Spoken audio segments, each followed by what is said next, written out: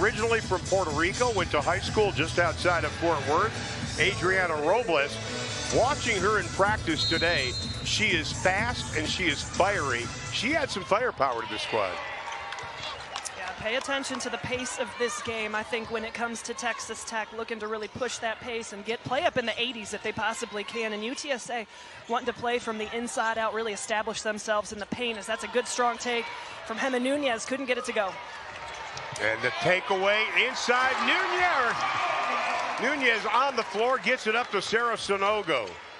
Let's take a look at UTSA's starting lineup. You got to keep an eye, obviously, on Odo, Cheyenne Rome, Mia Hammonds, Demara Allen, and, of course, Robles. Rounding out their starting five, they are down a bunch of players because of injuries. We don't expect to see Maya Linton tonight. She was in sweatpants at shoot-around, but they lost Taylor Ross for the year. They lost Sima Odu also for the year. From the outside row, that's going to be a travel. We'll go the other way with him. Well, and historically, UTSA, they do a great job of really crashing the boards. You saw that shot go up. It was about 3 orange jerseys just really collapsing the paint, looking to try and secure that rebound. Last year, they had a plus 8.5 against their opponents on the glass. Let's take a look at Tech's keys to the game. All yours. All right, number one, protect the paint. UTSA, as I said before, they're going to try to play from the inside out, establish Udo in the paint, and then play with great pace. As I said before, that's one thing Krista Gerlich continues to preach about this team. We want to play fast. We want to be in the 80s. Well, you saw a great play by Odu, just realizing what Sanogo was going to do. You look at any Karen Aston team, they pride themselves on defense. Their identity is defense and also defending in transition. Sanogo with the block, but the nice follow comes from the left side. Nice job by Mia Hammonds, the sophomore from Cibolo, Texas. And again, Sarah Sanogo last year, 54 blocks. Hardy has 2 this year. And it's going to be UTSA's ball. I love this good strong take there by Bristow. Just avoiding the contact a little bit more. Would love to see her go right into that defender at the rim. Looks like we might have a contact issue. Well, for UTSA, 2 straight years they've gone to the postseason. They're picked second in the American Conference preseason poll this year as we take a look at UTSA's keys to the game. Biggest thing is containing the penetration, but also, you know, when the Lady Raiders are able to get into the paint, they're gonna spray it out to shooters. So you've got to be able to contain penetration, but get out and contest shots. And the biggest thing of all, in my opinion, is being able to take care of the basketball and handle that full court pressure that the Lady Raiders are going to bring. Well, they did get 1 first place vote. We take a look at Krista Gerlich watching practice yesterday. And again today, I think the word intense on defense would be an understatement. I've been coming here, this is my 6th year. I've never seen a practice like it was yesterday, the intensity, especially on the defensive side.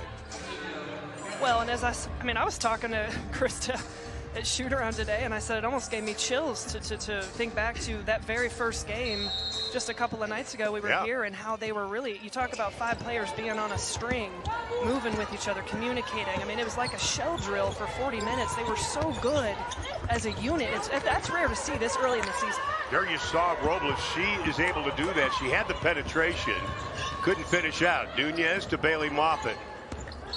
That's going to be a travel.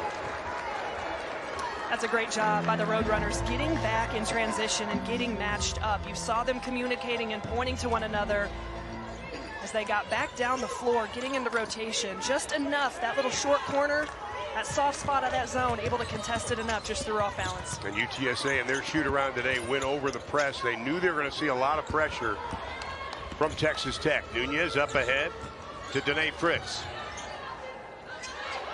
Nunez, what a difference maker she's going to be, and she knocks down the 3.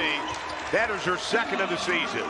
Well, and I would say in the past, that has not been considered a strength of Nunez. She's a player I've watched for a very long time, going back to her days even in Spain. Last year shot just 16% from the 3-point line, and so it's going to be interesting these first few games of the season as the scouting report gets out, how teams decide to play her and how much her work in the offseason paid off from the perimeter. Gosh, she only made 13 threes last season. And I think you hit it on the head. The scouting report will come out, and all of a sudden, people are going to start coming out on her.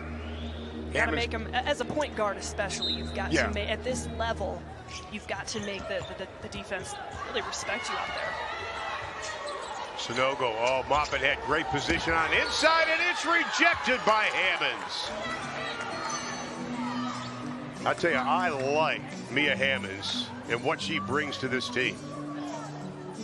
Well, she's come along faster than anybody. I think when you talk to head coach Karen Aston, just her progress over the offseason through the summer into the preseason, they're really pleased with just how she's doing and her length at 6'3". Just a big athletic guard, a really active offensive rebounder. You see there her length being incredibly disruptive. Well, Bristow had the steal, but can't finish it out. Bailey wisely sets things up. Texas Tech taking a lot of pressure off Bailey Maupin this year because of the addition of guards. Bristow for three, no. Hammonds will track it down. Had a great talk with Mia earlier today.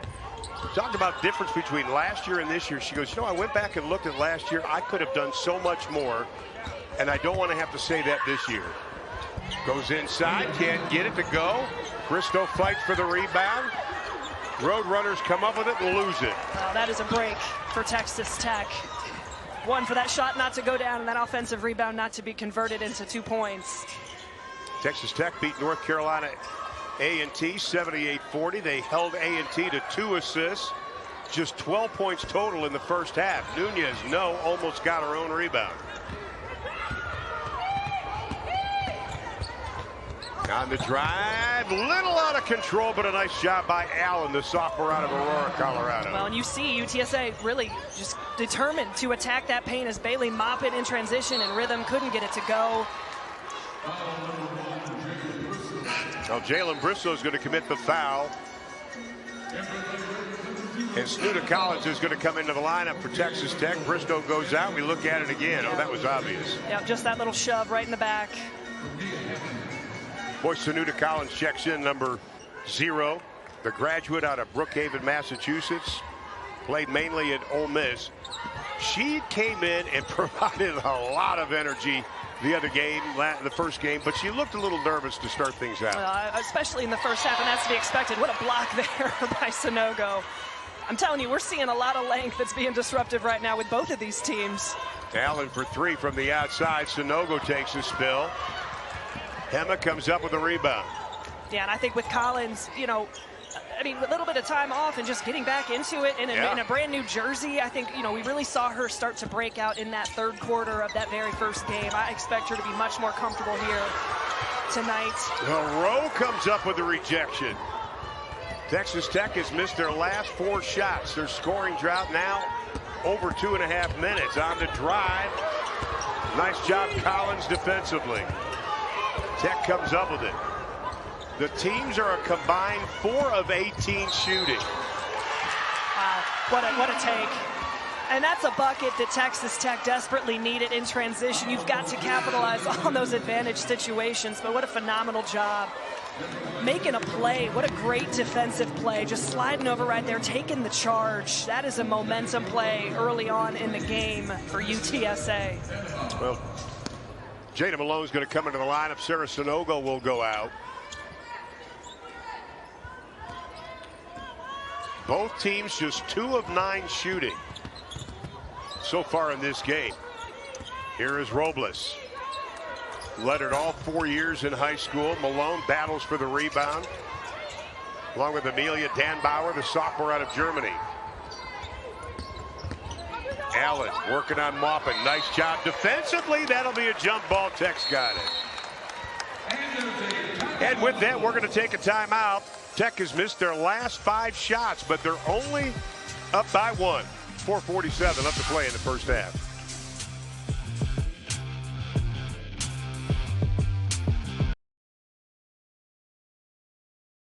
Optum Medical Care is here in your neighborhood, delivering quality care that's centered around you. Here for your goals and your glory. Here for your lows and your highs. Here for your milestones and your magic. That's healthy optimism, with top doctors and clinicians offering primary care, pediatrics, and a wide range of specialties. Optum is here for it all.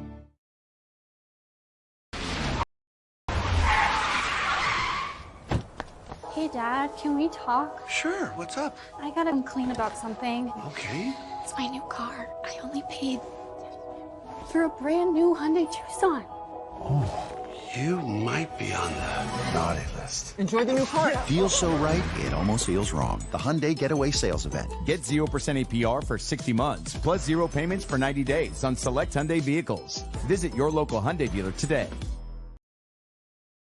Get Black Friday deals now at PC Richard & Son. Get the brands you trust, the brands you love. On sale now, up to 40% off. Plus, up to $1,000 instant additional savings. Free installation on select dishwashers.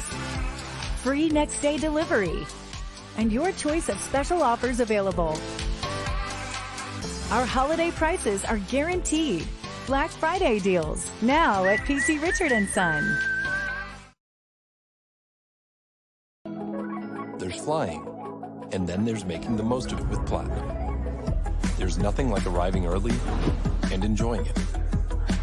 Nothing like having tea across the pond, a cocktail in Atlanta, and a tranquil place to work in Tokyo, all waiting for you.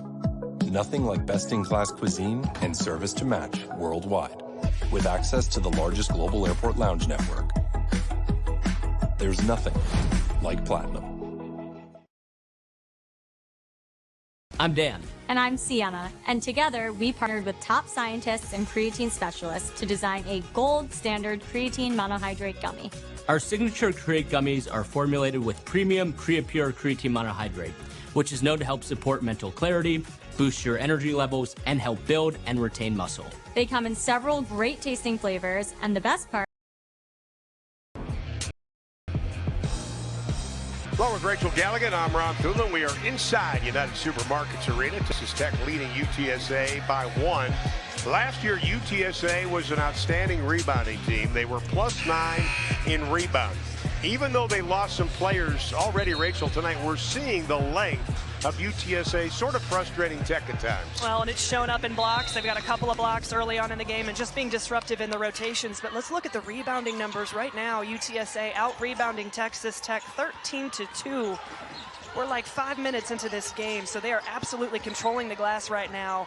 And again, I think the length just being disruptive kind of right now making it very difficult for Texas Tech to find any rhythm offensively. Now the foul's going to be on Cheyenne Rowe, the senior out of Ontario, Canada. Started her career at James Madison. And we get our first close-up look at Sanuda Collins. Didn't play all of last season, but at Ole Miss, she was a member of the 2021 SEC All-Freshman team. She understands big stages.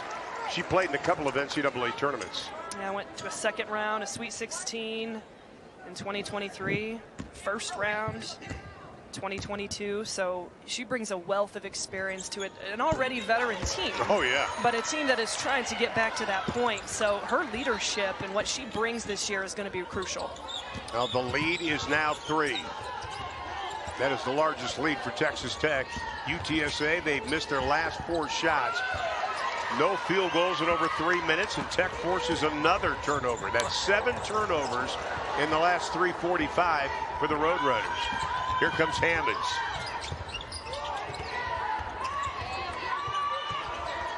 A 3 from the outside, Barry Odo. She was only 2 of 9 last year from 3. Shows us she's got some length. Well, and she was hyped after that one. About a 23% three-point shooter, but man, when you got a big player like that in the post, trailing, and that rhythm shot, that is money for a player like her, and she was feeling herself after that. I like how they put Dan Bauer up front to kind of disrupt the offense. Collins, no. Malone's got it. Back to Collins. Couple of dribbles, pull up. No. Hammonds takes away the rebound. Mia Hammonds averaged just under 2 rebounds a game last season, but played only 16 games. That's going to be an offensive foul. We'll go the other way. The foul's going to be on Udo, and that's something that Karen Aston was telling us, even on our Zoom call. They got to keep her out of foul trouble. Yeah, that was another key If I got more than 2 keys, I would have added that one in there. Yeah, just making really. sure that Udo stays out of foul trouble. They need her on the court. As I said before, she anchors their defense, and she's very much their vocal communicator on the court. But right now, I want to talk about Texas Tech. You know, they forced 10 turnovers. But I don't know how much they're necessarily being able to capitalize on those on the offensive end. Right now, shooting just 18%. Desperately need a shot to go down. Well, they've missed their last 8 field goal attempts. The Roadrunners on the run with an easy layup. Nice job. Allen slashing. Collins rolls over the front of the rim for the 3. And I love that. That is exactly the shot that the Lady Raiders need. Getting Collins open in transition. She was 5th in Ole Miss history with 175 career 3-pointers made. That is what she is at best at. She can score in a lot of ways, but when she's in rhythm, in transition, spotting up on the perimeter is when she's at her best. And that was her first 3 this season. That's going to be a travel. That'll be the 11th turnover for the Roadrunners here in the early going. Last season, they only averaged about 16.5 turnovers. Odo will go out of the lineup, and Cheyenne Rowe will come back in for UTSA.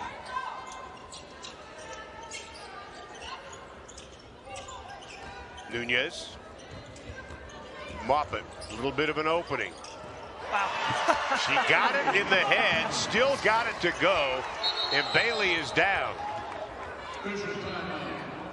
Well, what an acrobatic play. That's a shot that Bailey Maupin can make more times than not. And she obviously, as we've talked about so many times, does not shy away from contact. She is an extremely physical guard, but definitely took a couple of bumps there, one in the side of the head and maybe one right in the front, as you see this right here, just right at the temple, right above her ear. So certainly hope Bailey's okay. She's up now, making her way back.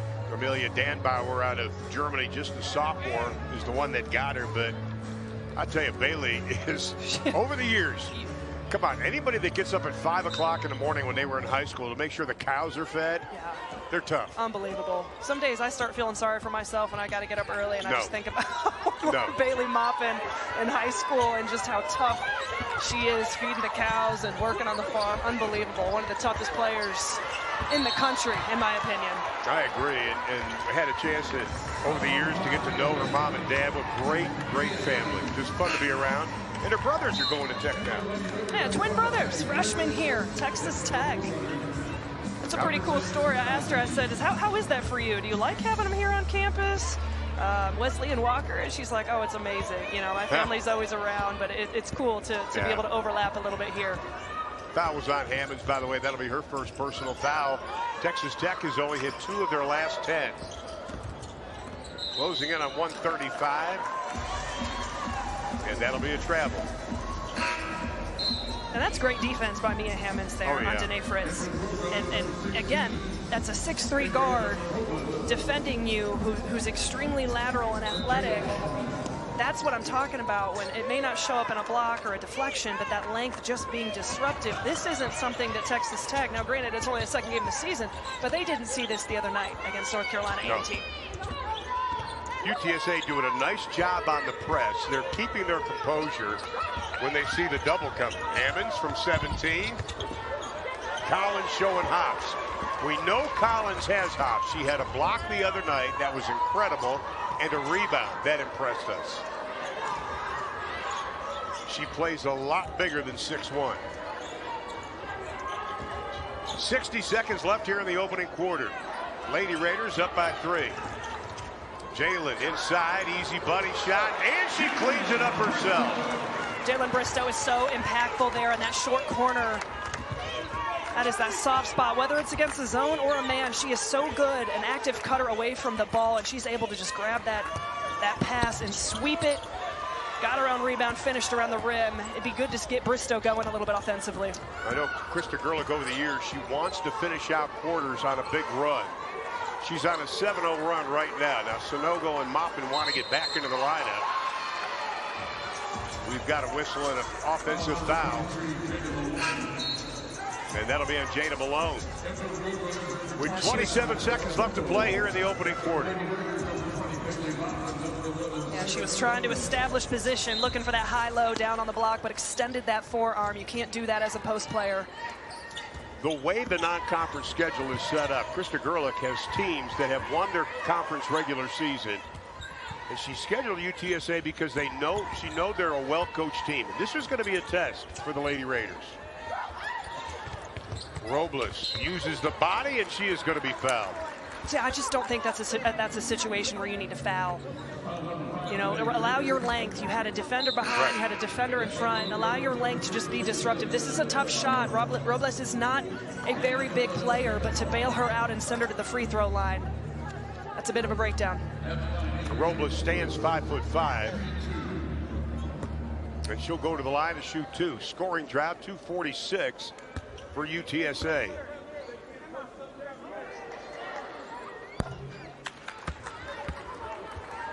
Robles again, just a freshman.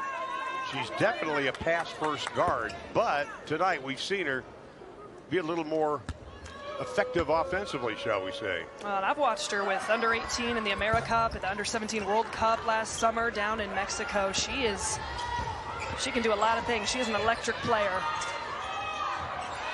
Final 3 seconds. Fritz at the buzzer, got the 3! It and you felt a shift in controlling the game defensively. I think Tech was able to come up with a few stops, and UTSA, in my opinion, in many ways controlled the pace of the start of that game. I think what kind of kept them in it, they're doing a phenomenal job on the rebounding. Right now, out rebounding Texas Tech 15-7, but turning the basketball over. And again, I don't know that Texas Tech was able to really capitalize on that, as that's a big 3 for 𝗿𝗲𝗱𝘆. And you can see the turnovers, 11-6. Holloman, though, knocks that one down. Holloman, the junior out of McAlester, Oklahoma, started her career at UTRGV. Only 16 games last season. Nice position inside, but Udo with the rejection. What a play on the basketball by Udo, and then turning it back over. Emma Nunez will look to play in advantage, and that time it will go. That is what Texas Tech has to do. They've got to take advantage of those 2-and-1 situations. How many times have we seen so far in this early game a turnover, and then whatever team it might be will turn it right back over again? I mean, you can tell it's early on in the season. Right now, it's 18 total turnovers in this game. Look, I've known Karen Aston, the head coach of UTSA, a long time, going back to her days at North Texas. Transition defense has always been a strong point of her team. I'm sure she's not pleased with what she has seen tonight. It's hard to defend turnovers, and that's what that last possession was. That'll be another one for UTSA. That'll be their 13th of the game. You need Texas Tech now.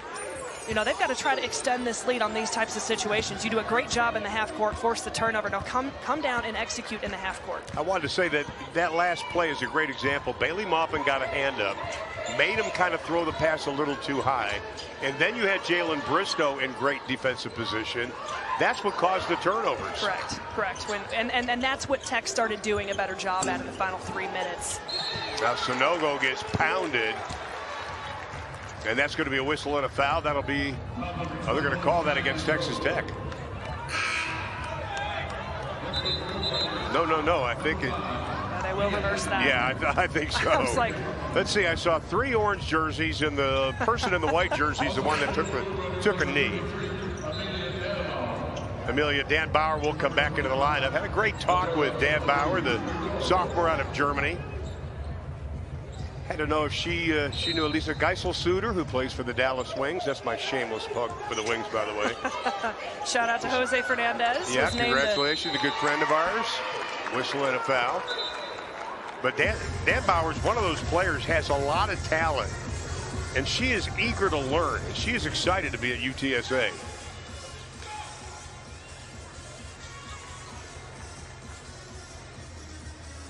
Foul before that was on Rowe.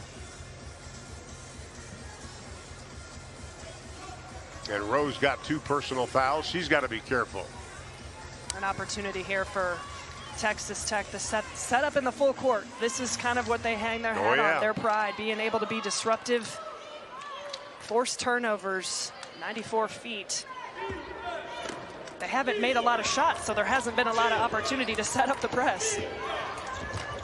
Texas Tech's only made 7 field goals. UTSA's made 5. Crowd likes the defense. Allen working on Maupin. They show the double. Nice job, Texas Tech. Robles inside. No. Odo the rebound, and she is going to be fouled. That is what makes her so tough.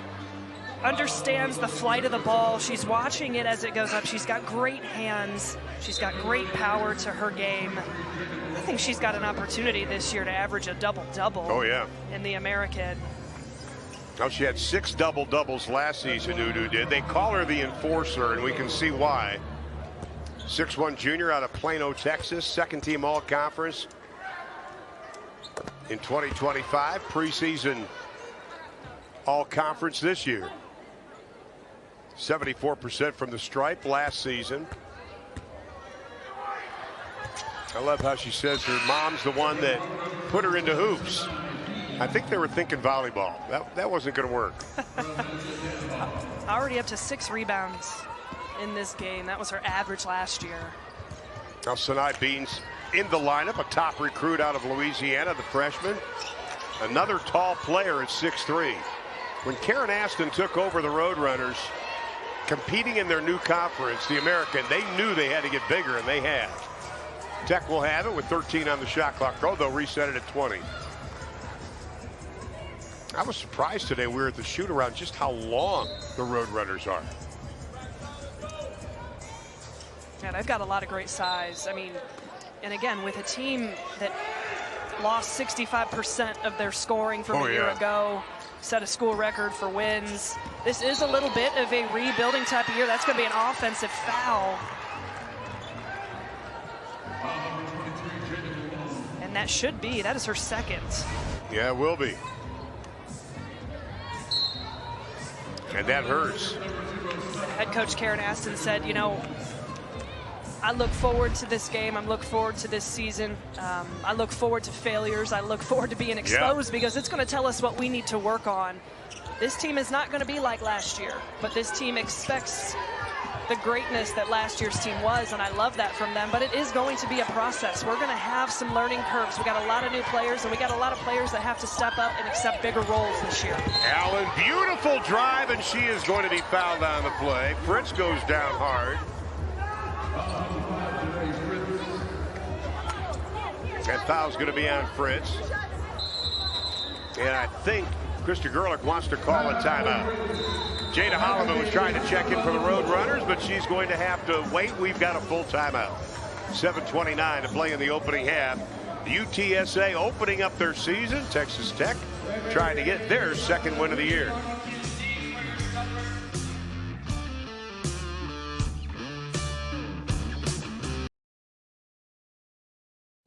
Optum Medical Care is here in your neighborhood, delivering quality care that's centered around you.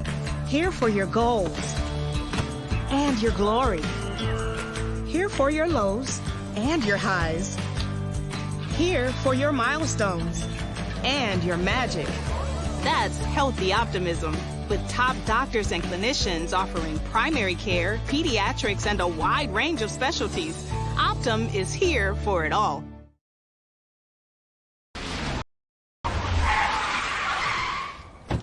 Hey, Dad, can we talk? Sure, what's up? I gotta come clean about something. Okay. It's my new car. I only paid for a brand new Hyundai Tucson.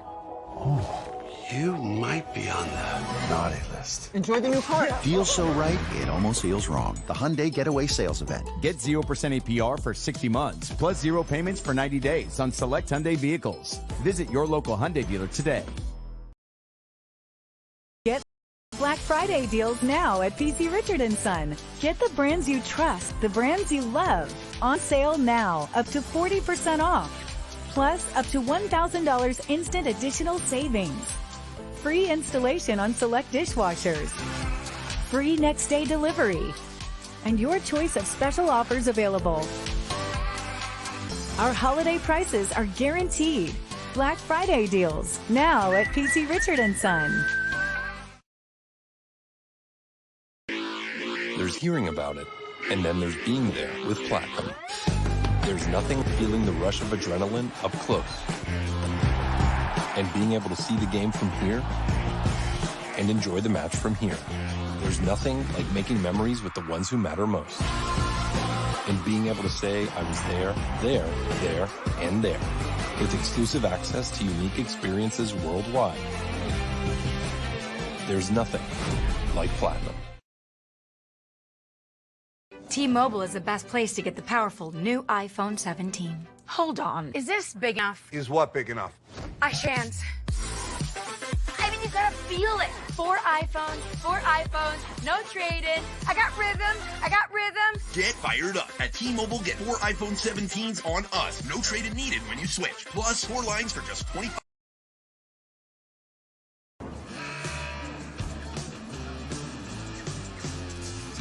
Well, the Lady Raiders opened up their 2025-26 season with a 78-40 win over North Carolina A&T, who lost to TCU tonight, 82-43. But you see what Jalen Bristow did. 5 double-digit scores. And I was kidding Christy yesterday. I said, I don't think going back to your days at UTA, I called the game where 5 of your players were in double digits. Yeah, I mean, Emma Nunez had 15, Danae Fritz chipped in 11, Bailey Maupin 11, Snutta Collins 15. I think it was exciting to watch the offensive production out of that team. At one point, led by as many as 40. You could just see the confidence. It really bled out, not just defensively. We know that Texas Tech is going to defend, but offensively, to see the shots going down, and more than anything, we talked about it in the open, was the confidence of Jalen Bristow and how she has made such a massive step from last year to this year. And there's the confidence. That's the second game in a row she's done that with us. I think her ears were burning a little bit. I think they were. Jalen Bristow out of the metropolis of Holiday, Texas, population 1,570. Robles out front. We were expecting to see Ariana Hardaway, the transfer from North Texas, at the point guard spot, but we have not seen her. And I don't think she's dressed. I think right now they only have 8 players available. Yeah, it is a very short bench for UTSA right now, but you really wouldn't notice. I mean, I have been so impressed. Well, I shouldn't be shocked. It's a Karen Aston team. Yes, exactly. So they're going to come out, they're going to be tough, and they're going to defend, and they're going to have a ton of energy. But right now, yeah, that's a team that are dealing with a number of injuries and players deep on their bench that are unable to suit up tonight. And that was one of the real keys for this UTSA team coming into this season. They had to answer the point guard question. They had to fill the role of Nina De Leon Negro. And they thought they got the point guard, obviously, with Hardaway. I mean, she was great last season. Averaged 3.5 assists for North Texas. Second free throw won't go down. Over 3 minutes, the Roadrunners have not been able to hit a field goal, but they're only down by 4. Both teams staying in the man-to-man tonight.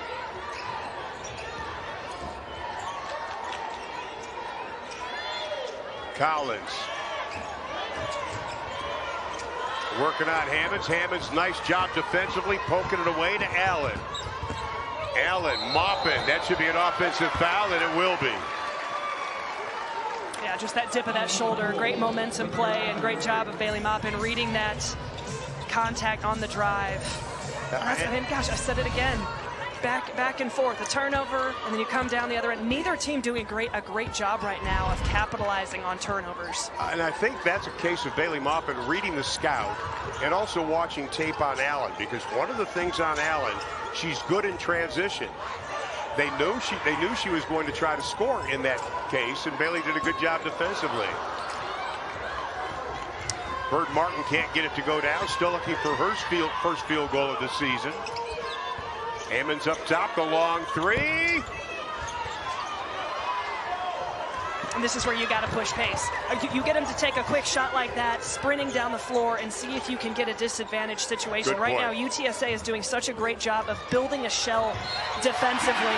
And that was a heck of a take right there by Jalen Bristow. UTSA was not fully set in their half-court defense. It almost looks like at times they're playing a zone with how sunken in and how much they're trying to defend that paint. And Jalen Bristow, great job of just catching it on the perimeter and using her length to attack the basket. Bristow now up to 7 points in this game. Well, I think one of the keys for Bristow, too, is she's really shown that she can stretch the floor playing in that 4 spot. Now you go out to get her at the out front, and she blows by you. UTSA, no field goals over 4 minutes. They find themselves down by 7. 6-0 run for the Lady Raiders. Hammonds launches the 3. I'm not sure that was an advised shot. 2 of 8 from the 3-point line, and it's almost Texas Tech wants to force contested perimeter shots. Now, not that they're not respecting right. That one wasn't even contested in any way, shape, or form, but you can tell both teams right now doing such a good job of really trying to focus on the paint. And that's going to be a grab. That'll be on Odo. And that'll be her second personal. 6-0 run for the Lady Raiders. Nunez will bring it in. She got the Lady Raider Dominator Award for game 1. Maupin, no. Nice job, Martin, tracking it down. Good hustle play. Bird, nice ball fake, gives it up. Nunez. Maupin pokes it away, and it'll belong to the Roadrunners.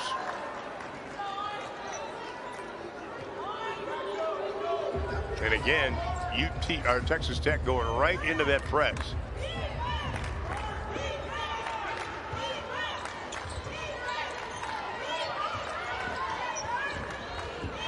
Robles has done a nice job in her first collegiate start. Allen.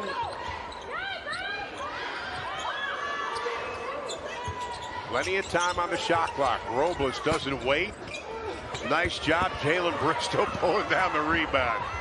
She did a good job with the backside. That's her second board. You love a player who can grab a rebound and run the break the way Bristow can do it. Collins, that was an interesting shot over her right shoulder, it looked like. Lead is 7. And that is incredible recognition right there of Allen and Udo communicating. You had the mismatch with Hema Nunez guarding Udo. That ball has got to go inside. That is going to be a very high percentage shot. It's a great job at Udo for demanding the basketball. Well, Udo caught Karen Aston's eye. She was actually scouting another player in Plano. She thought, I like this young player. Bristow, no. Rebound taken away by Rowe. Averaged just under 4 boards last year. Robles! Talked about her being fast and fiery. We're seeing that. She's tough. I mean, this is a freshman in her collegiate debut. She definitely doesn't look like it right now. Tech has missed their last 4 shots. We're inside of 3.5 to play here in the opening 20 minutes. Collins on Maupin, a little back cut, and gets the layup. That's great patience in the half court out of Collins, just allowing that look to progress. You had the first cut, then you had the secondary action, just being patient and allowing the play to develop and allow Bailey Maupin to cut away from the basketball. She's so good at reading the defense. I was almost going to say the offense started to get a little sticky there with the ball. From the outside, Rowe knocks it down. That's her first field goal of the night. Rowe out of Ontario, Canada. 7 double-figure games last season. She's mainly known as a great offensive rebounder. Outside, Martin, no. Collins pokes it away. And it'll be Texas Tech's ball. First official said, I don't know. Second official said, I'm not sure. Third official went, I think everybody's eyes went from one to the other to then the final one. Which is the way the officials are supposed to work. And our officiating crew, Angelica Suffren, also officiated in the WNBA. Kelsey Reynolds, Natasha Brown.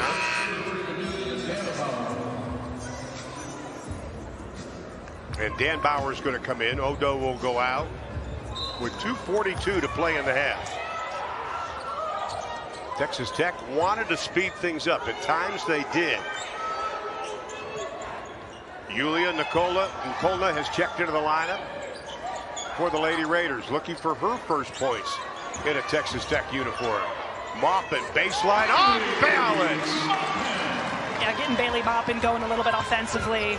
up to 6 points in this game, allowing her to create for herself. As we talked about it before, she doesn't have the ball in her hands as much as she did last year, and so being able to work in the half court, multiple sides, she's gotten it off a cutting action, but finding opportunities from the perimeter.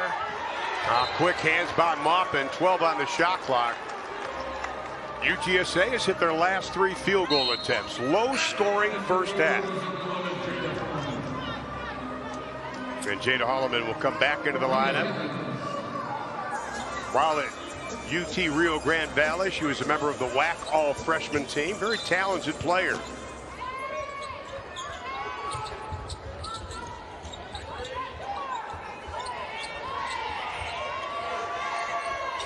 Shot clock at 5. Allen.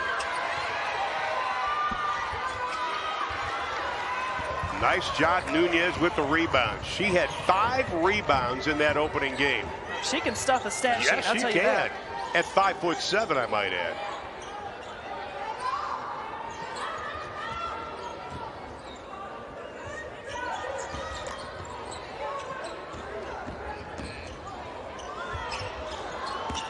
Poked away with 1:33 to play in the half, and it'll belong to the Roadrunners.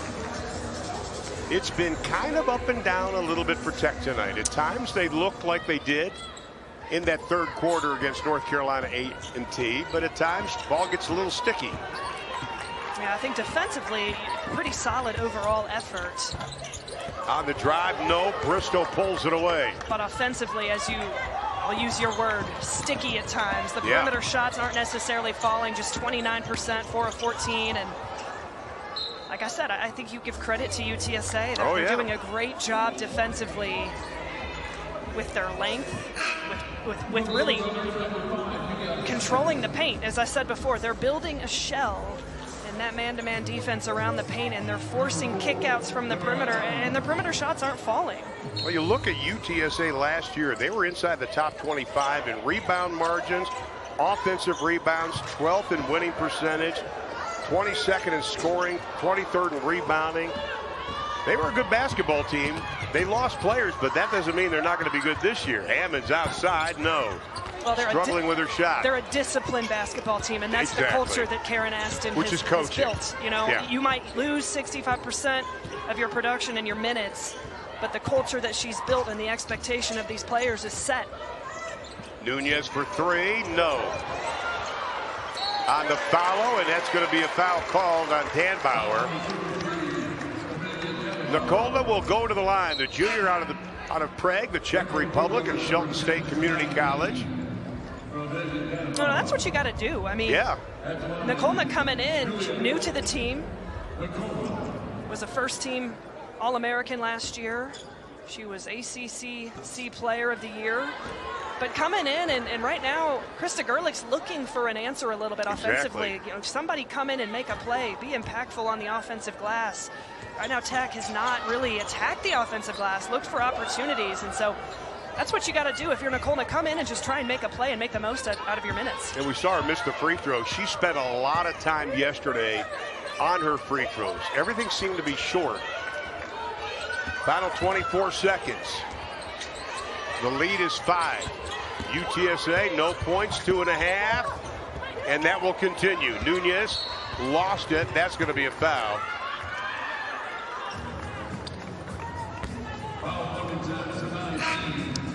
And that'll be on Bean. Maupin will come back into the lineup. Collins will come back in for Texas Tech. Nicolna will go out, gets coached up by Coach Gerlich. Now that's what I've always loved about Krista. When she has these new players in, she kind of puts her arm around them. Make sure they know what they're supposed to do and just coaches them up anytime she gets. Here is Nunez at the free throw line. 70% free throw shooter from a year ago. This is a big opportunity. I was going to say that last possession, Tech, you know, look to run the clock and try and put up a couple points before halftime, give yourself some momentum. But all right, now it's knocking down a couple free throws and then come down and get a stop. Allow your defense to come up with a big stop before the end of halftime and stretch this lead out as much as you possibly can. Well, Nicolna got her 500th career point last game.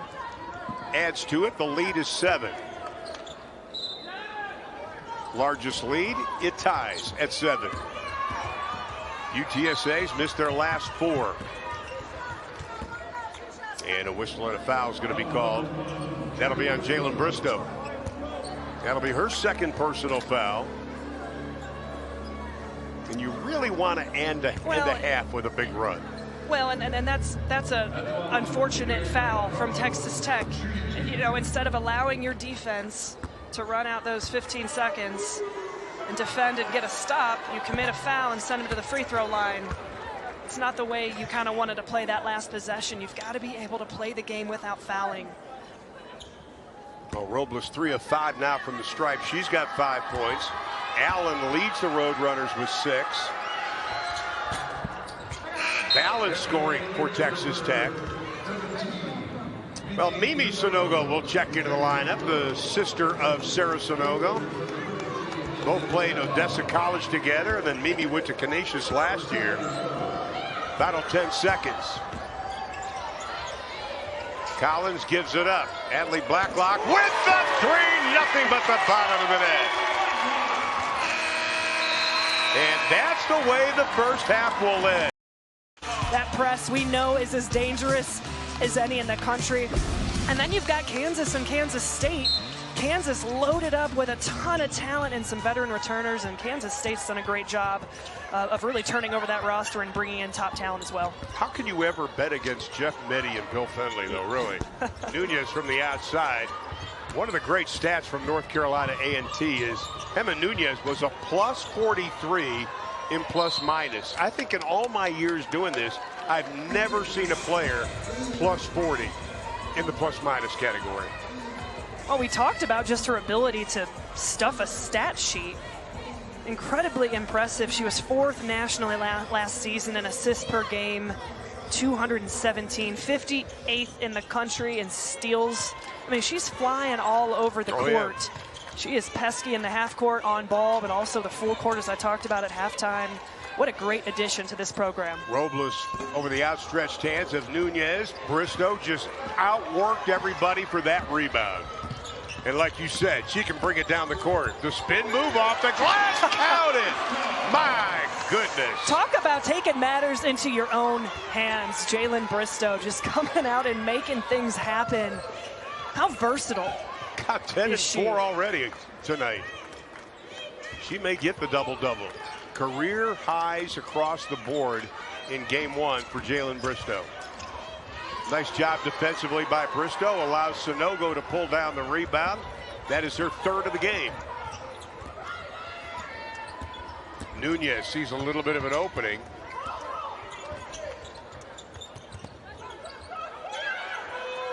Maupin cuts through. Sanogo pops out. 10 to shoot. Sarah, nice little pump fake, and that's going to be a blocking foul on Robles. That's one thing. That's a rarity to have a freshman who comes in and is willing to step up and take a charge the way Robles is.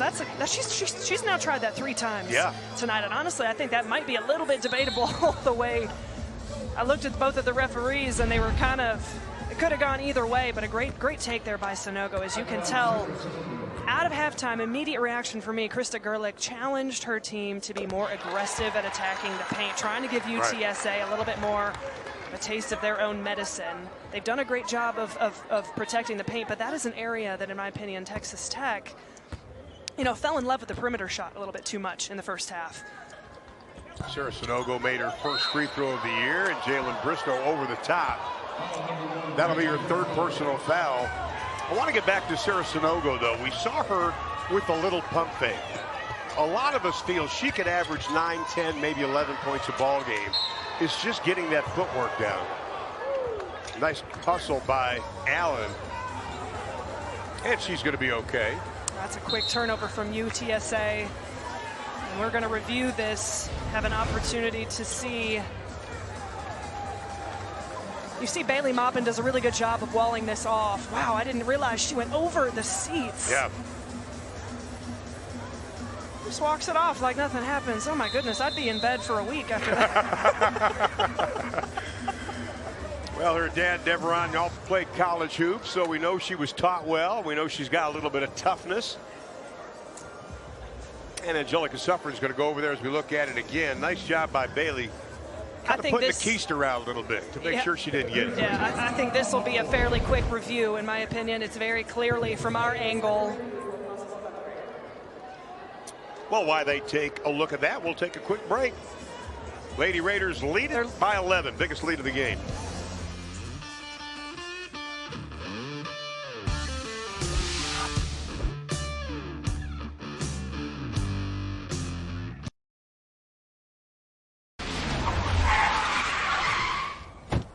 Hey, Dad, can we talk? Sure, what's up? I gotta come clean about something. Okay. It's my new car. I only paid for a brand new Hyundai Tucson. Oh, you might be on the naughty list. Enjoy the new car. Deals so right, it almost feels wrong. The Hyundai Getaway Sales Event. Get 0% APR for 60 months, plus 0 payments for 90 days on select Hyundai vehicles. Visit your local Hyundai dealer today. The Burger King Double Cheeseburger. A quarter pound of beef patties flame grilled with 2 slices of melty cheese. It's love at first bite. We're not sure who invented the double cheeseburger, but it sure tastes like we did. You rule. I'm Dan. And I'm Sienna. And together, we partnered with top scientists and creatine specialists to design a gold standard creatine monohydrate gummy.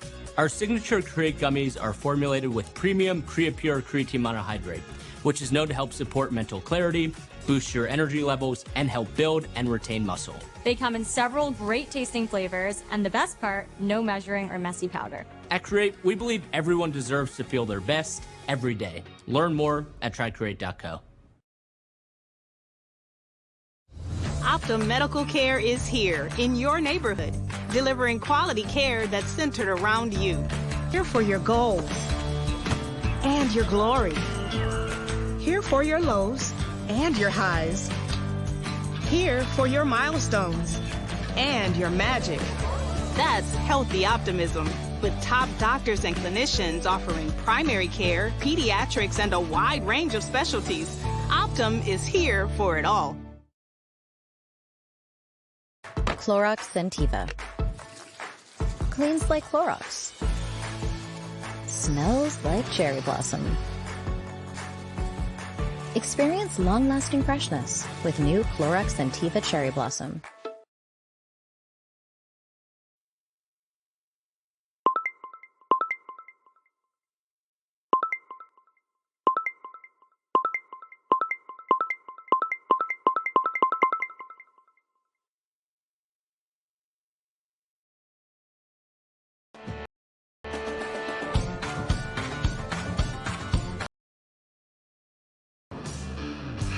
Well, after taking a look at it, the officials decided there was nothing malicious about that.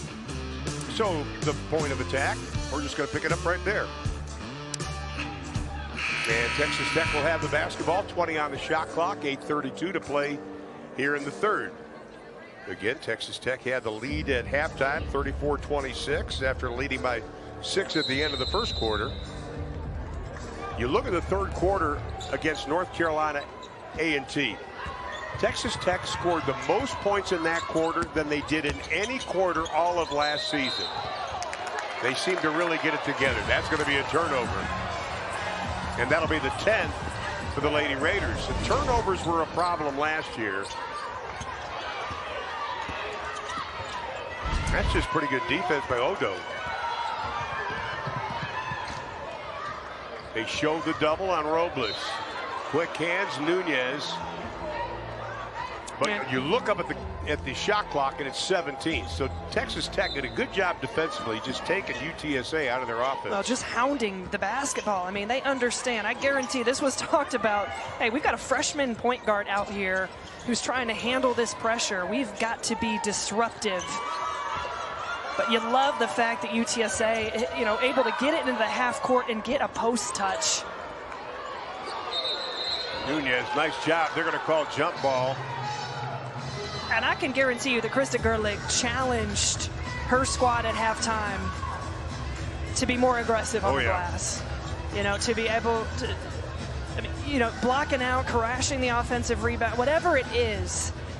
she knew that that's an area that this team might potentially struggle with at times this year, but for UTSA to be controlling the glass the way they did in that first half, that's an area she has got to want to see improvement with the second half. Well, UTSA +4 in rebounding right now. Sanogo lost the handle. The bug is still loose on the rug. That's going to be a kick. Well, that was a great read by 𝗿𝗲𝗱𝘆, being able to turn the corner. She drew 2 defenders. Sanogo was open on the backside, just couldn't handle the pass. That would have been a nice, clean look at the rim. Well, quickly, Sanuda Collins will come back into the lineup. And Collins will check back into the lineup. She had 5 points in that opening half with 2 assists. Nice pass inside. Bristow lost it. And UTSA has it, down by 11. That's the biggest lead of the game for Tech. Robles.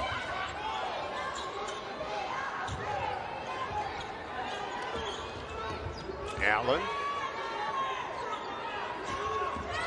Robles goes around Nunez with the left-handed layup. That was pretty. What a great, strong, aggressive take to be able to finish in that amount of traffic and with that amount of size. And again, I want to remind everybody, that is a freshman, that is going to be a foul. But I love the hustle play.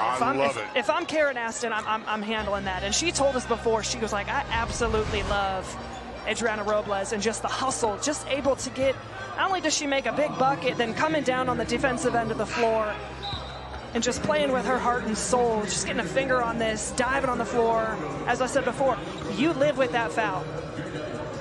You're okay with that because that's a hustle play. Well, Robles picked up her 3rd personal foul. Now she's going to have to go out. And again, they're playing without Hardaway tonight. We thought she would be the starting point guard. That's one of the keys Texas Tech said. They wanted to really make the point guard work and kind of tire them out.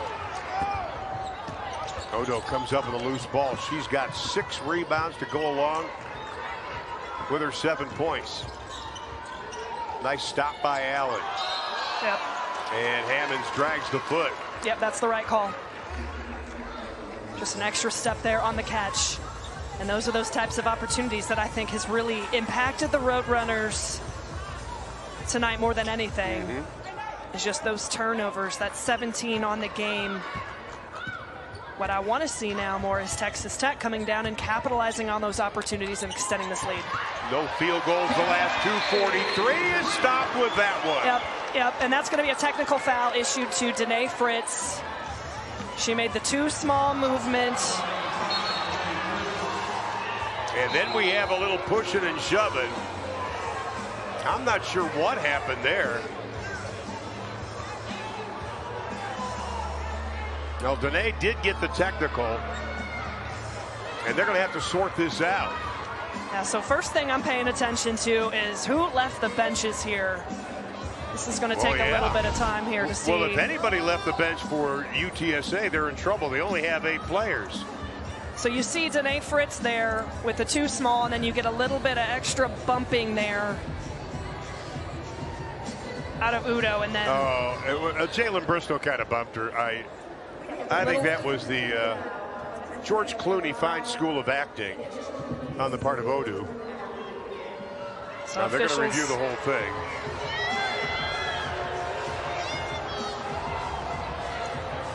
Now Bristow just kind of walks over.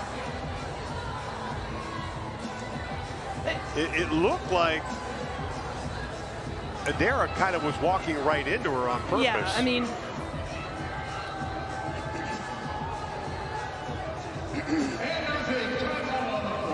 Obviously, the shove there from Bristow is what is going to stand out the most to the officials right now. I don't know that you can necessarily prove intent of Udo kind of walking into her, but you can see, you know, how situations like that can escalate. Tensions are high. And we're going to take a break. 39-28. The officials are taking a look at it. We hope to have the answer when we come back.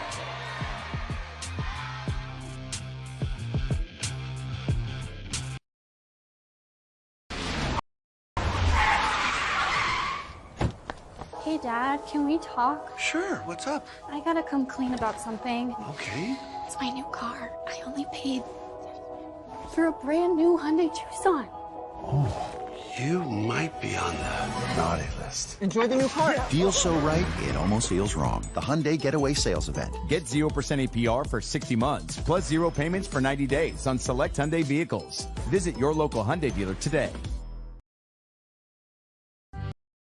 The Burger King Double Cheeseburger.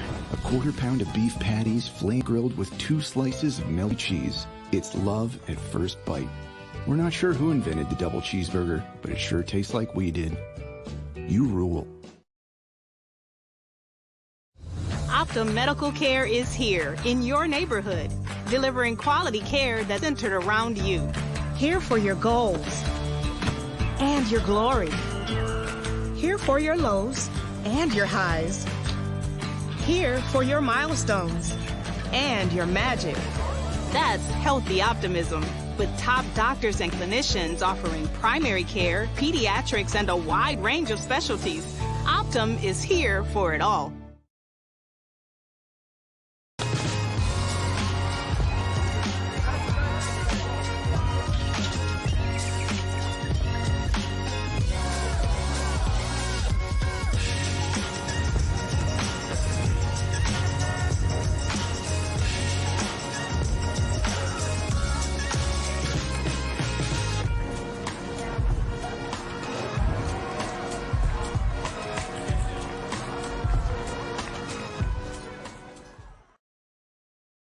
Get Black Friday deals now at PC Richard & Son. Get the brands you trust, the brands you love. On sale now, up to 40% off. Plus, up to $1,000 instant additional savings. Free installation on select dishwashers. Free next day delivery. And your choice of special offers available. Our holiday prices are guaranteed. Black Friday deals now at PC Richard & Son.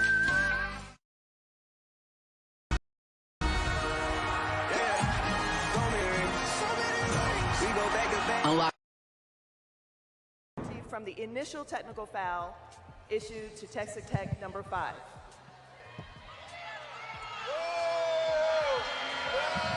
So basically it was offsetting on the altercation with Jalen Bristow.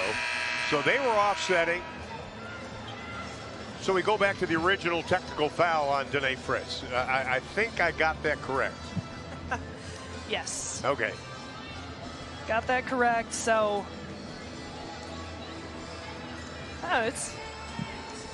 well, the problem now is that's Jalen Bristow's 4th personal foul. Yeah, she's going to have to be careful.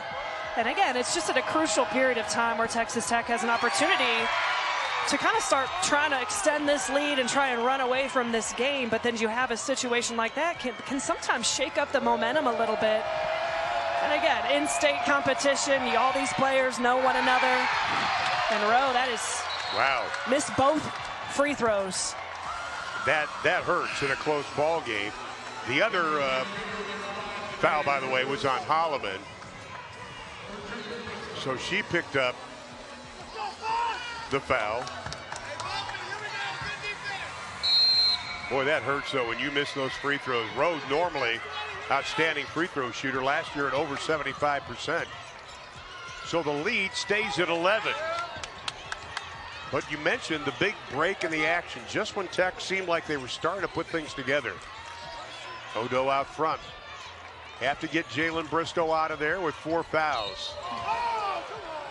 Allen on the drive, and she is going to be fouled. Well, and UTSA just continues to do a great job of attacking the paint. They haven't necessarily been able to do it with paint touches with Udo, but off the dribble, Allen doing a great job of just being aggressive and finding ways to manipulate the traffic and get herself to the free throw line. Working multiple sides of the floor. I mean, UTSA just kind of wearing Texas Tech down until they can find that soft spot. At the line, Demara Allen, another missed free throw. UTSA now just 8 of 13 from the line.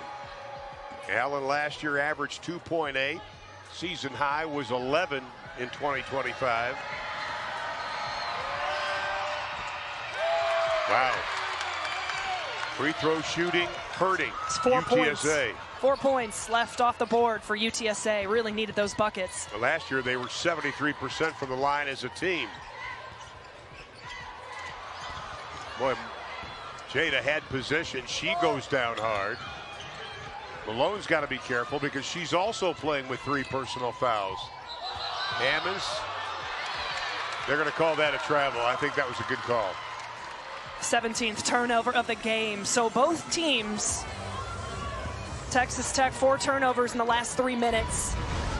Need to come down. I understand they've been running action through Bristow for the majority of this second half so far. Someone else has got to step up offensively. We talked at the beginning of the game about the depth of this team offensively. Who's it going to be right now? Who's going to come out and kind of ignite the Lady Raider offense? Moffitt. Nunez with 4 on the shot clock. Little pump fake, right hand, got it. And I like it. I think, has 7 in the game. And she's just 2 of 9 on the game, but she's going to have to be more comfortable being aggressive offensively. I think her bench wanted her to shoot that perimeter shot. You can tell it's not fully natural for her yet, and that is a response there by Allen. Well, Bailey Maupin trying to draw the foul, but Allen knocks it down. She's got 9 in the ball game. That's her first from beyond the arc. That's going to be an offensive foul, and that's going to be on Jada Malone. That'll be her 4th. Well, I'll tell you right now, Jada Malone and Udo are going at it on the block right now. It is extremely physical, but again, we saw it in the first half. We saw it again in the second half. You cannot extend that arm bar as a post player. She's extending that arm bar. That's the right call from the officials. Now Krista Gerlich puts Sonogo back into the lineup. Again, Bristow with 4 and Malone with 4 for Texas Tech.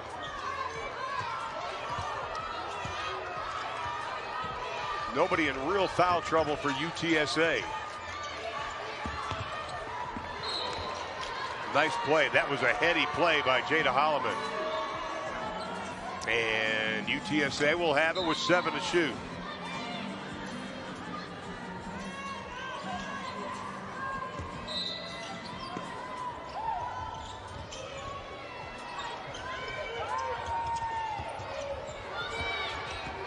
Three on the shot clock. Inside, Sonogo goes for the block, doesn't get it, but gets the rebound after the miss. That's a great job by Sonogo, being able to defend and using her length there without fouling. Maupin tries to split the defense, no foul called. Hammonds breaks the press, quickly picked up by Collins. Hammonds has struggled shooting the ball tonight, just 1 of 8. Nice dish on the inside, the 1 dribble, and with a left hand, Rose got it. That's really good poise down on the block. One of the things that Texas Tech was concerned about Rose, she does a great job of drawing contact. They want her to finish over length, and she didn't that time. Lead down to 8. That'll be a turnover. That'll be the 18th turnover for UTSA. But somehow Texas Tech has got to get the wheels back on. They have 5 turnovers over the last 3 minutes. No, it's gut check time right now. You know, we talked about the pace. You have Jalen Bristow on the bench right now because she's got 4 fouls. I mean, this game, points are at a premium right now. You're looking at 2 very defensive-minded programs that are disciplined on that end of the floor. So it's like a chess match, whether it's the full court or in the half court. It's going to be interesting who can step up and try to make a play as Danae Fritz tries to drive it down the lane line, can't get it to go. The length, again, of both teams around the rim has been extremely disruptive. Hammonds has her 4th rebound. That's going to be an offensive foul called on Hammonds. And that'll be her 2nd personal foul. Texas Tech right now in about a 2-minute scoring drought as UTSA's hit a bucket, but not really been able to capitalize on these 5 turnovers in the last 3 minutes and 20 seconds. This is a crucial possession, okay? You've got 3 minutes to go in the 3rd quarter. Nothing's going right. You don't have a lot of momentum right now offensively. Who is going to step up? That's what I want to see out of this team right now. Who is going to step up and make a play? It's got to be Bailey Maupin. Or Collins. buried the three. And that's a veteran player kicking it out to a veteran player. Simple plays. 𝗿𝗲 Maupin is 𝗀𝗲 Nunez. A near turnover and score, but they're not going to call that off. But 𝗿𝗲 Maupin, great recognition. Very simple. Just getting the ball to the nail, collapsing the defense just enough. Kicking it out to Collins on the wing. That is her comfort spot. She wants to be kicked. She wants those kick-out threes. So a great job of Collins getting to her spots. That's two veteran players stepping up when they need to. How about Collins? She had 30 in the scrimmage versus Texas A&M to begin the season. We know she can score. The double. Collins, great pressure with Maupin, and the steal and the foul. That's going to be on Allen. And 𝗿𝗲 Maupin again, allowing defense to fuel their offense. We haven't seen Texas Tech thrive in their full court press a ton here this evening because, again, opportunities, whether it's on the defensive rebound or not missed shots, that press has not been as effective as we're used to seeing. But 𝗿𝗲 Maupin making a play with the assist the possession before, allowing that to fuel them in the full court, coming up with a big-time steal. Texas Tech forced 22 turnovers against North Carolina A&T. They have forced 20 tonight. 𝗿𝗲 Maupin with the free throw. She's got 7 tonight. Maupin had 11 in the opening game. Two-time honorable Big 12, honorable mention Big 12, but Krista Gerlich says we've got to get her all Big 12. No honorable mention. I think what was impressive with 𝗿𝗲 in game number 1, 11 points is pretty good. But what was kind of overshadowed the fact she had 8 rebounds and 7 assists. Well, that's the part about 𝗿𝗲 Maupin's game. Yeah, like, you know, you think all conference players, you know, averaging, you know, 17, 18 a game. 𝗿𝗲 can do so many things. From her rebounding, from her ability to create high percentage shots, from her defense and hounding the basketball in the full court, like case in point right there.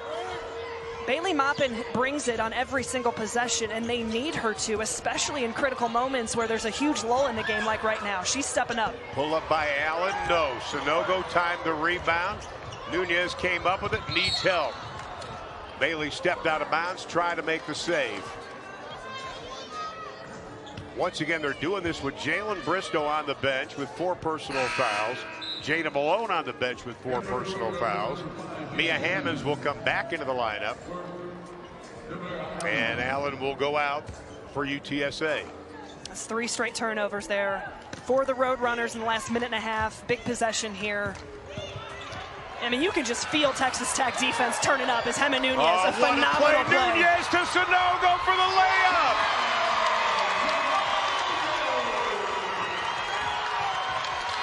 What a job by 𝗀𝗲 Nunez. 7-0 run now for the Lady Raiders. The lead is 15, biggest of the game. Inside, the miss by Rowe, but a foul's going to be called. Got to go back to 𝗀𝗲 Nunez. When we first talked to Krista, even before game 1, she was talking about Nunez being a difference maker. We've seen it in the first 2 games. Well, just during this drought, you know, right now, the third quarter is sometimes gut check time. Oh, yeah. Whether you're at home or whether you're on the road, and understanding that as a veteran player like Nunez is. And we talk about how, yeah, they need a point guard. She can, you know, facilitate. She can control the pace. There hasn't been a ton of pace in this game. Hasn't been a ton of opportunity for pace in this game, in my opinion. But her hustle on the defensive end of the floor and the way she hounds the basketball, a play like that can single-handedly change the momentum of a game. Texas Tech has outscored UTSA by 5 here in the third. Last year, third quarters were kind of the Achilles heel of Tech. Not so far here in the first 2 games. UTSA switching up to a zone right now, looking to kind of force a perimeter shot. That's the type of shot they wanted to force, but you can't give up the offensive rebound. Fritz for 3, buries it, but what a job by Sarah Sanogo to keep the ball alive. Texas Tech has hit 5 of their last 7. UTSA has not hit a field goal in over 2.5 minutes. Inside, whistle and a foul is going to be called with 63 seconds left in the third. I tell you, the job Sarah Sanogo did, and those are the things that don't go in stats, just to keep that ball alive. Adley Blacklock will come into the lineup, and 𝗿𝗲 Maupin is going to get a rest. Also, Allen will come in. for UTSA. 𝗀𝗲𝗱𝗆 will also come back in. And at the line, it's going to be Amelia Dambauer. She's one of the players that's worked her way up the ladder as far as the German national team. Played for Germany in the 3x3 during the summer. Only 8 games last year, but the coaching staff was very high on her, talking to them earlier today about Amelia. Said she's one of those players that wants to get better at everything she does. And somebody got a little eager, jumped into the lane. It's a lane violation, so yeah, that's a discipline situation right now as UTSA continues to struggle from the free throw line right now, just 11 of 17. By her look, I'm going to say Collins is the one that jumped in. Second free throw is good. Final 55 seconds. Again, as Rachel mentioned earlier, Krista Gerlich wants to see this game in the 80s for them offensively. Sanogo battling. 7 to shoot. Collins from 16 goes 15.5.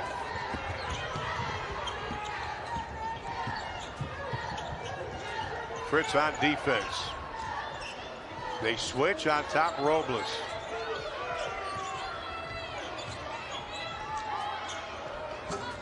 From the outside, Nunez with the rebound. She threw it up, hit the back of the backboard.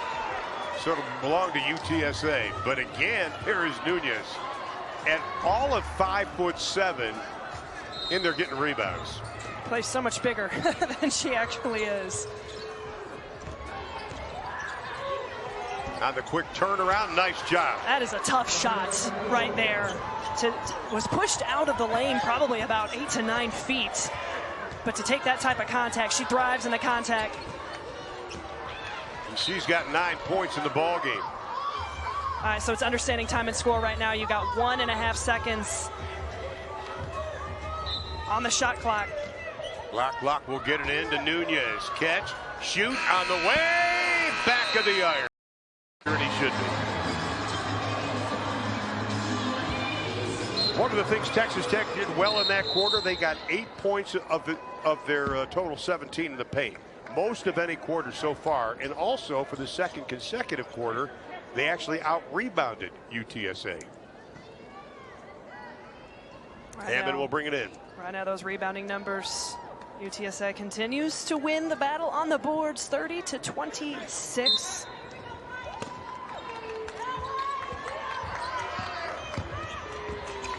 Allen being guarded by Maupin. They try to throw it up front, but a foul before all of that.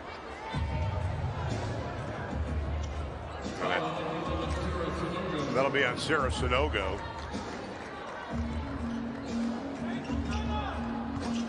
And that'll be her 3rd personal foul. So the 3 bigs for Texas Tech, all with at least 3 fouls. Briscoe, of course, with 4. Allen over Sanogo, no. Nunez pulls down the rebound. That is her 7th rebound of the ball game. She had 5 in game 1. Collins sees an opening, left hand, counted, and she'll go to the line. That's tough. I mean, love to see Collins getting going here a little bit. We talked about her ability to shoot the basketball, but when you look at her length and her versatility, a lot of times Texas Tech will put her up there in that high post. Her ability to sweep the basketball and attack a lane line and get to the rim. You can't guard that. Collins, last year at this time, she was selling Nissans. That is an unbelievable story. I know, and now she is playing D1 basketball once again. The lead goes to 15. Largest lead was 16 for Texas Tech. UTSA did have a 2-point advantage early on in the ball game at 9-7. Attrition may be getting to UTSA a little bit right now. Again, 8 players available. Shot clock at 5. Robles with a long 3. Didn't hit anything.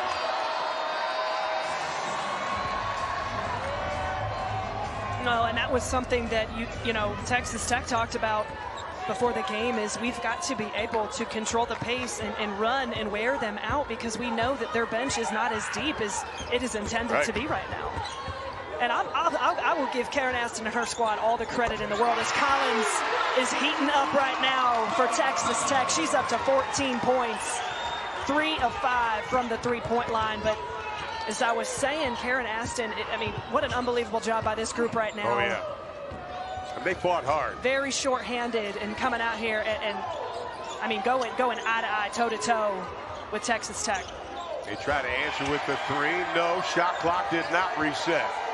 Collins, by the way, was 0 for 3 from the arc in game 1. Sanogo poked it away.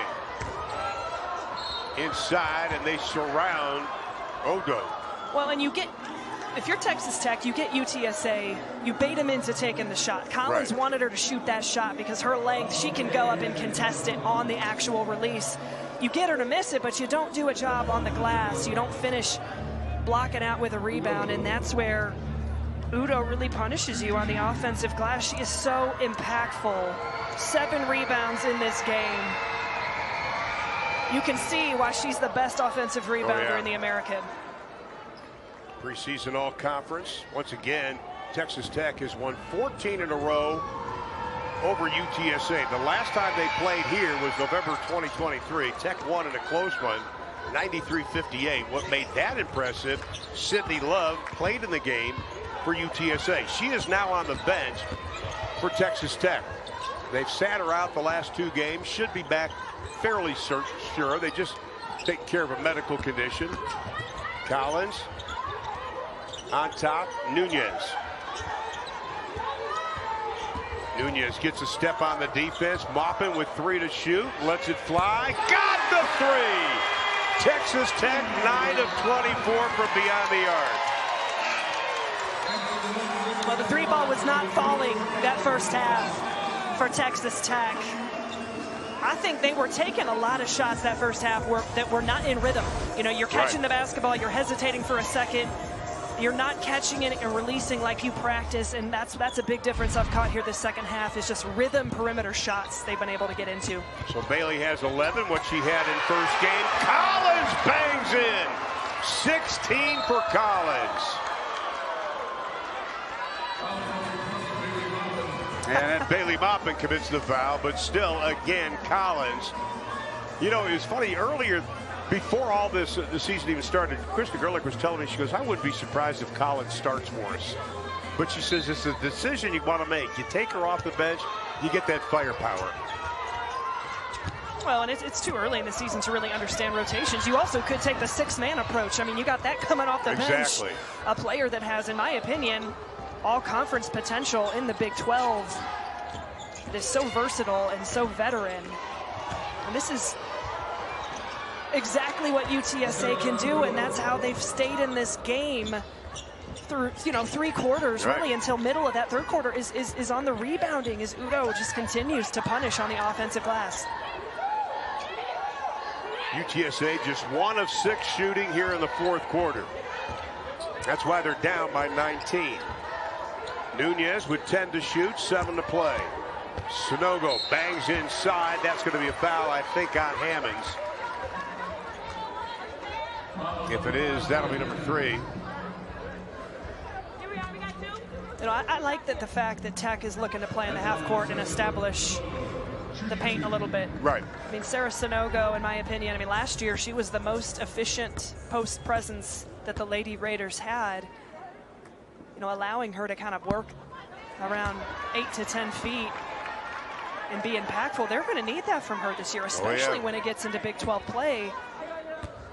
Having a post presence that can play with their back to the basket and be composed on the catch is extremely important in this league. Texas Tech 24 points in the paint so far in this ball game. The lead 19. Robles has done a nice job as the starting point guard tonight.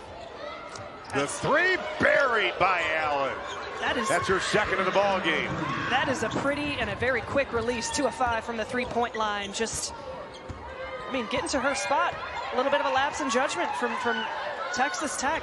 Not getting out to shooters. Knowing your personnel. Allen with 12 in the ball game. She only had 2 double-figure games all of last year. Sanogo inside, and she will go to the line.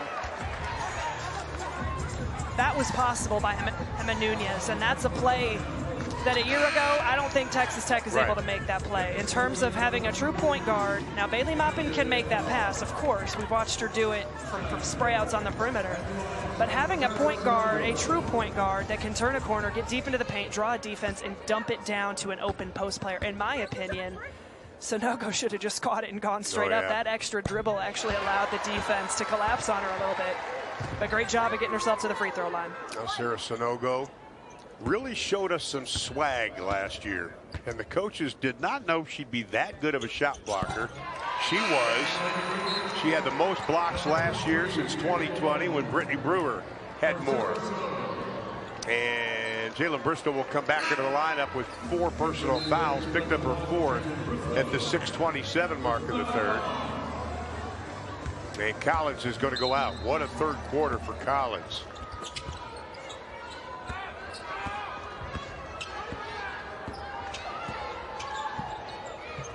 Collins 8 points in the first half, 8 points in the third quarter. Hammond's on the drive. And a blocking foul. And it'll belong to Texas Tech. So Udo was trying to create a lane line for her teammate by creating, you know, space, but just a little bit too excessive with the, you can almost kind of call it a block out. Now that's her 3rd personal foul as we go inside of 6 minutes. Maupin for 3. Bristow, a little bit of an opening, too many orange jerseys. And then Bailey just lost the handle, but it was last touched by the Roadrunners. And Emily Dambauer thought it was their ball. She was already sprinting down the other end. Nunez will trigger it in. Boy, Bailey Maupin tried to set the pick, and she got clobbered by Odu. It has been a physical game, without a shadow of a doubt. Oh, yeah. Allen up top.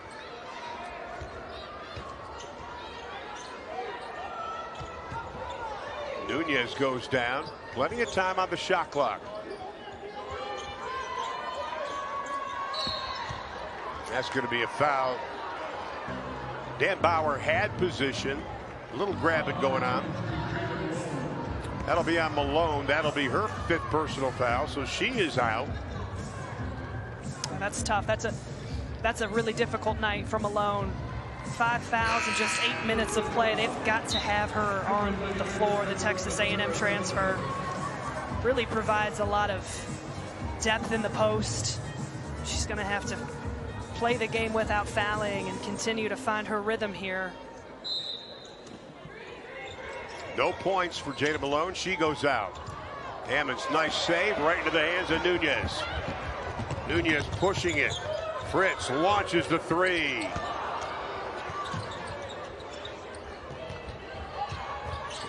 Almost a triple team. Robles has played a lot of minutes tonight. She has played 29 minutes. Talk about being thrown into the fire, right? I mean, as a freshman, coming in here and really having to take ownership of this team and learn in real time against a Power 4 opponent. Been really impressed with that young lady tonight. Allen has played 32 minutes. Maupin got the 3. Bailey hits her 2nd of the ball game, and she's got 14. Well, you're starting to see fatigue right now coming out of UTSA, without a shadow of a doubt. Robles, no. Offensive rebound, and a foul's going to be called. I thought Bailey Maupin took the wallet right out of the back pocket of Dambauer. And Krista Gerlich's going to call a timeout. 4:38 to play in the ball game. Texas Tech is taking control. They lead it by 21.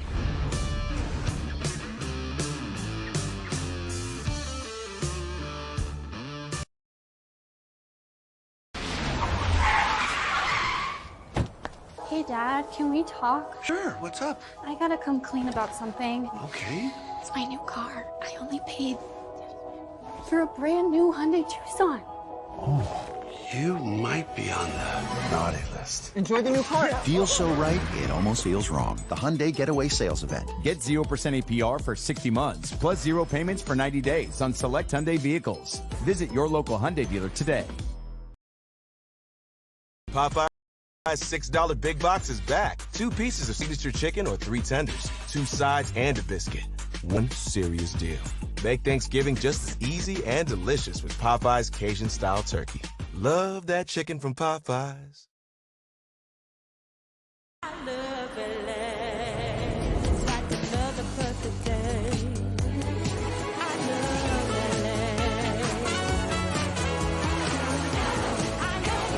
Nothing like it.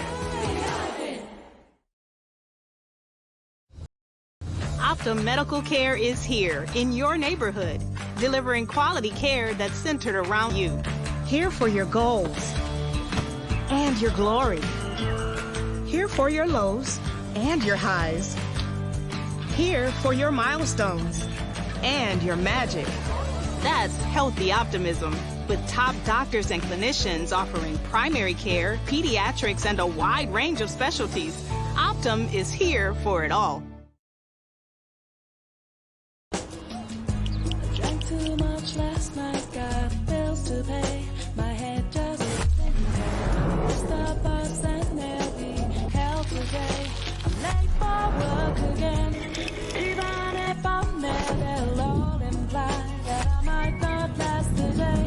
And then you call me, and it's not so bad. It's not Thank you, so Stan. bad.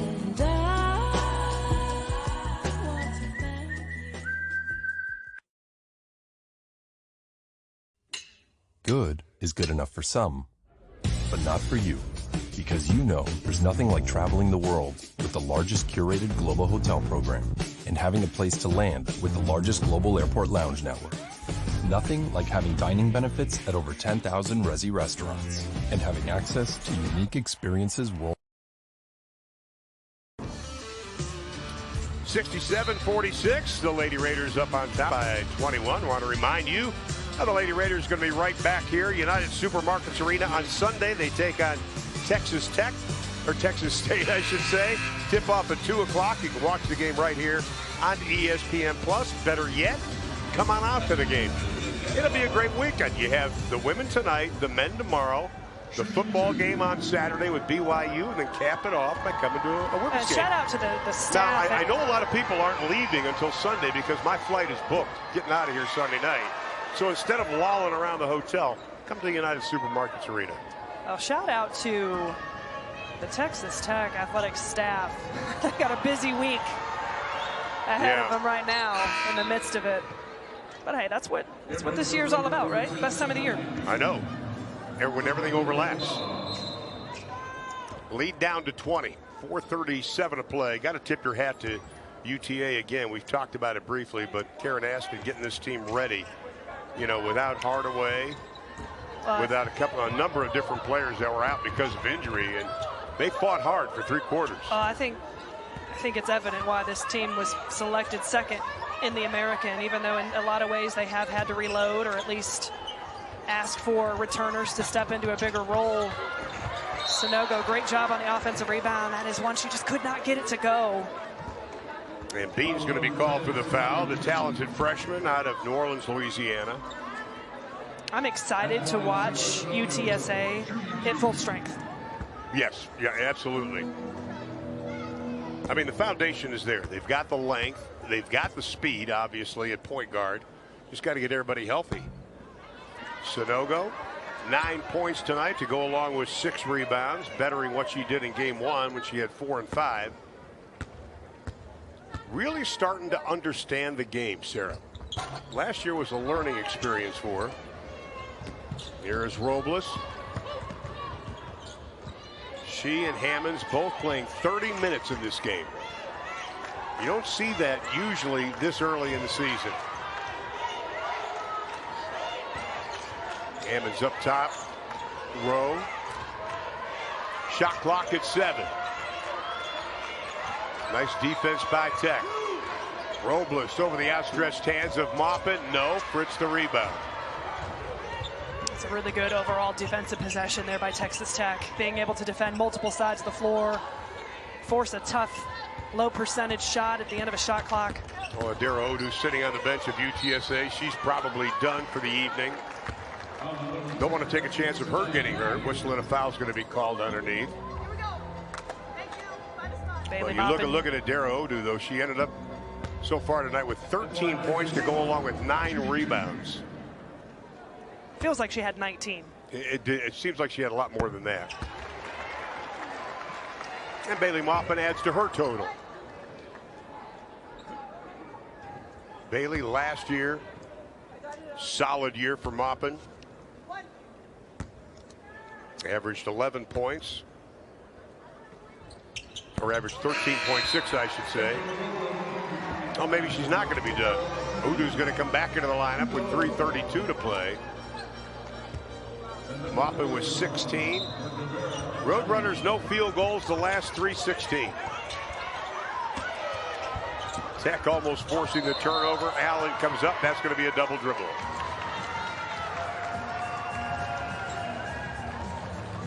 '25 turnovers for UTSA in this ball game. But again, Texas Tech in game number 1, they forced 22. That's a good omen. And 24 points off of those turnovers for the Lady Raiders. I think it really, I mean, midway through that third quarter was when the game took a turn. Fritz back of the iron, no.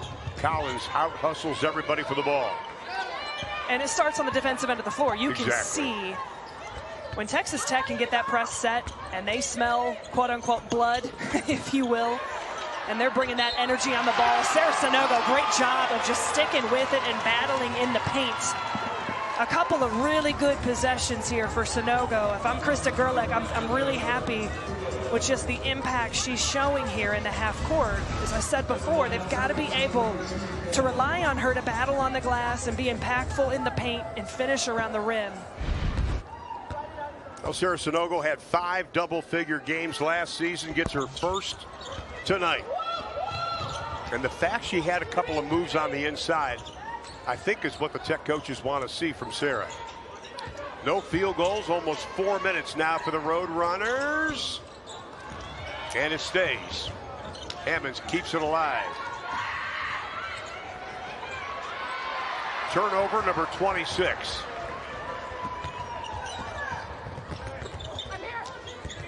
Bristow uses the hand to try to create some space. Back out, Fritz.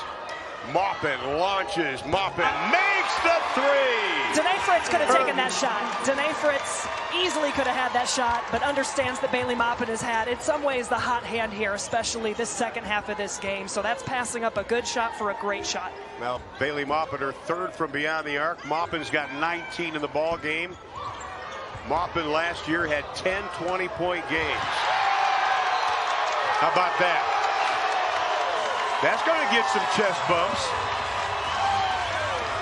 A little bit of extracurriculars there. Just some jawing a little bit as Sarah Sanogo continues to really turn heads here this second half. That is a clean block. Now she had 1 in game 1. She's got 3 in this game. Officials doing a good job of just keeping this thing broken up.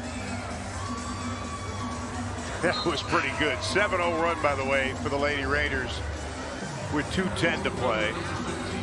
Robles back into the lineup. Holloman will go out. I tell you, Sarah Sanogo has the opportunity to take a major step forward this year. Just a junior. They need her to. Well, she was the only Tech player last year to have a double-double. How about Bristow? Pokes it away. Makes the save. And then lost the handle. All that work, and then an oops. I love the hustle, though. Hustling down in the full court, able to save the basketball. I probably should have just grabbed it and secured it and looked to pass it out. But you can tell that Texas Tech was challenged at halftime from an effort perspective, from a rebounding perspective, and more than anything, probably from a defensive perspective. I think that they found another gear midway through that third quarter, and that was the difference in this game. Natalie Blacklock says she wanted to work on her defense this year. That time called for the foul.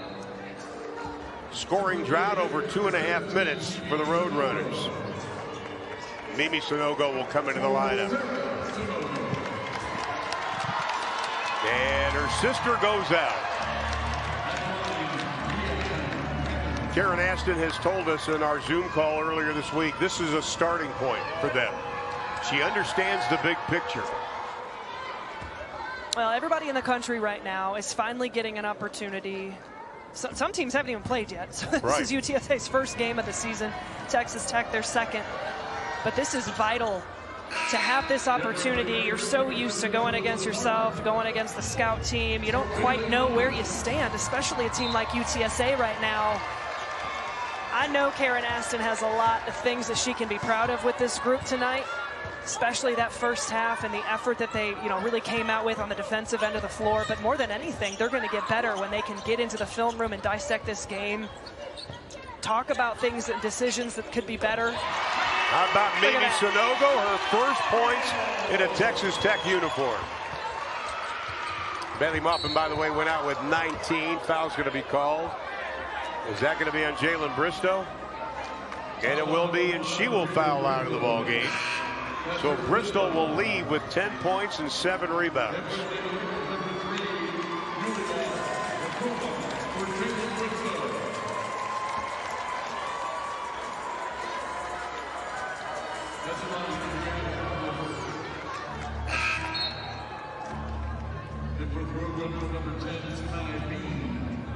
And both coaches getting some players in that need a little playing time. If there's a big bright spot for the Roadrunners, it's this player right here, Adriana Robles. I guarantee they'll work on free throw shooting this next week. Yeah, without a doubt, UTSA 17 of 25.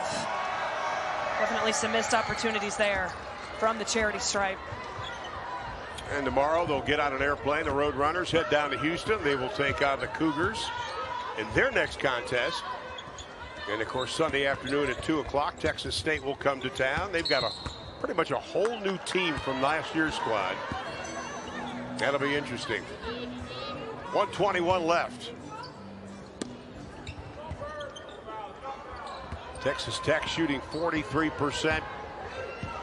Holding UTSA to just 28% field goal shooting in this game.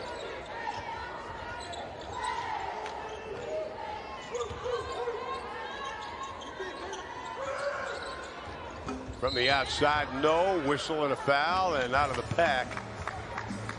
Bird Martin gets nailed, but I think they're going to call the foul against UTSA. We'll go the other way. 63 seconds. Bird will go down and shoot some free throws.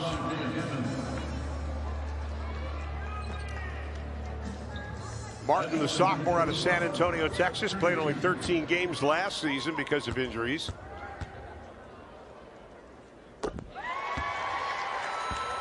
And I told you it was a physical game. 46 foul calls in this game so far. Wow. Way too much. Martin makes the free throw. She only took 2 free throws all of last season, and she's taken 2 tonight.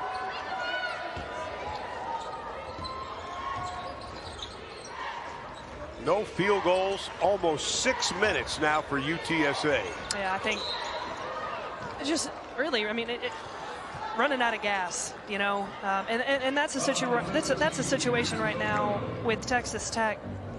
I think both coaches can take away from this game is being able to play certain possessions without fouling. There's been a lot of unnecessary fouling in this game. Case in point, the foul count that we're at, just understanding what's a good foul, what's a bad foul, what's an aggressive foul. That situation right there, there's no reason to bail her out and send her to the free throw line. There's been a couple of those out of Texas Tech in particular where they have done that.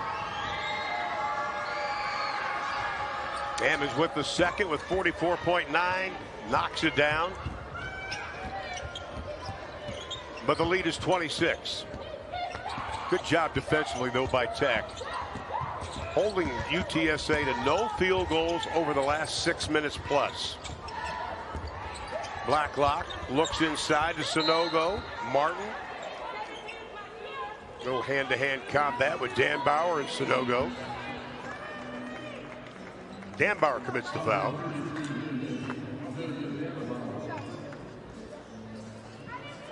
And at the line, it's going to be Mimi Sanogo. 1 year at Odessa College. Obviously from Paris, France, Lakers' sister. Played a little 3x3 for France in 2025. You talk to the Sanogo sisters, one of the things that stands out is the comfort factor of having Mimi with Sarah on this team. Well, of course. It is so difficult for international student athletes to come over here, leave their families, leave their continent, leave their cultures. Yeah. And I don't care if it's year 2 or 3 of doing this. You know, it is completely, and I work in that field, it is really challenging, and so much respect for all those young women who do. But to be able to play with your sister and at such a stage like this, that's got to be everything. These are special moments for them. That's going to do it. So the Lady Raiders of Texas Tech are going to go to 2-0 on the year as they get ready to take on Texas State on Sunday.